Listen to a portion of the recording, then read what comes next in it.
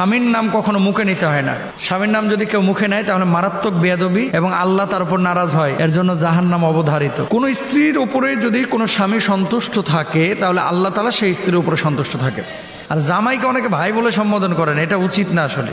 গাজীপুর মাওনা থেকে প্রশ্নটি করেছেন আমাদের এক বোন, তার নাম হচ্ছে জেরিন। লিখেছেন, স্বামীকে নাম ধরে ডাকা যাবে কিনা এবং আমার স্বামী আমাকে কোন নামে ডাকলে বা কিভাবে সম্বোধন করলে আল্লাহ খুশি হবেন। আমাদের বাংলাদেশে একটি বিষয় প্রচলিত আছে যে স্বামীর নাম কখনো মুখে নিতে হয় না। স্বামীর নাম যদি কেউ মুখে নেয় তাহলে মারাত্মক বেয়াদবি এবং আল্লাহ তার উপর নারাজ হয়, এর জন্য জাহান্নাম অবধারিত। এটা হচ্ছে 1 নম্বর চাপা, মিথ্যা কথা। 2 নম্বর আরেকটা বিষয় আছে যে হাদিসের মধ্যে আছে আল জান্নাতু তাহতা আকদামিল উম্মাহাত, মায়ের পায়ের নিচে সন্তানের বেহেশত।